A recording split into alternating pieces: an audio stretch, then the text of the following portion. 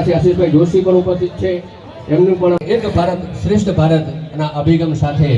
આ રાષ્ટ્રીય એકતા દિવસ એટલે કે સરદાર પટેલ સાહેબની જન્મ જયંતિની ઉજવણી કરીએ છીએ અને આ રન ફોર યુનિટીનો શુભારંભ રાષ્ટ્રીય એકતા દિવસની ઉજવણી ઉપસ્થિત છે, એમનું પણ અમે જામનગર મહાનગરપાલિકા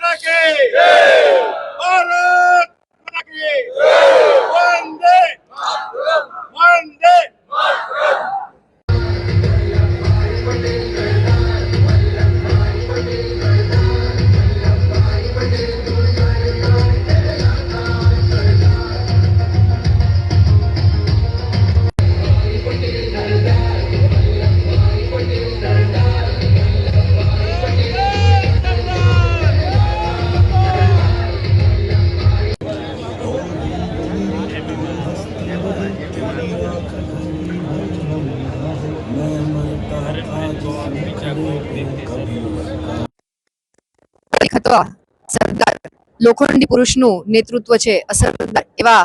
આપણને બધાને ખબર છે કે અંગ્રેજોએ ષડયંત્રપૂર્વક આપણા દેશને ટુકડા ટુકડામાં આઝાદી આપી હતી, પરંતુ આ વિખરાયેલા દેશને એક સૂત્રતાના તાતણે બાંધવાનું જો કોઈ કામ કર્યું હોય તો એ હતા આદરણીય શ્રી સરદાર વલ્લભભાઈ પટેલ સાહેબ. આપણું શીર્ષસ્થ નેતૃત્વ આ દેશના યશસ્વી વડાપ્રધાન આદરણીય શ્રી નરેન્દ્રભાઈના નેતૃત્વમાં જ્યારે રાષ્ટ્રીય એકતા દિવસ એટલે કે સરદાર સાહેબના જન્મદિવસને સમગ્ર દેશમાં એક મજબૂતાઈથી ઉજવવાનો અને આ દેશનો ગૌરવશાળી ઇતિહાસ સમગ્ર દેશની યુવા પેઢી અને ભાવિ પેઢીને થાય એના પ્રબળ સંકલ્પ સાથે જ્યારે એમની 150મી જન્મ જયંતિ ઉજવાઈ રહી હોય ત્યારે જામનગરના જિલ્લાના વહીવટીતંત્ર તેમજ કોર્પોરેશનના સંયુક્ત ઉપક્રમે આજે એક રન ફોર યુનિટી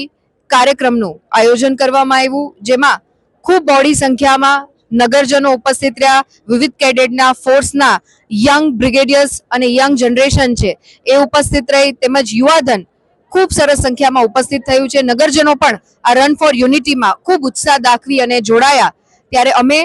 જામનગરના મેયરશ્રી, સાથી ધારાસભ્યશ્રી તેમજ વહીવટી તંત્રની ત્રણેય પાંખ અને પદાધિકારીશ્રીઓ સાથે આ રન ફોર યુનિટીમાં પાર્ટિસિપેટ કરી અને એક સ્ટ્રોંગ મેસેજ જે રાષ્ટ્રીય એકતા દિવસ નિમિત્તે આપણે બધા એકત્રિત થઈ અને જે સરદાર સાહેબનું એક નેતૃત્વ હતું, એમનું વ્યક્તિત્વ અને એમના ચરિત્ર વિશે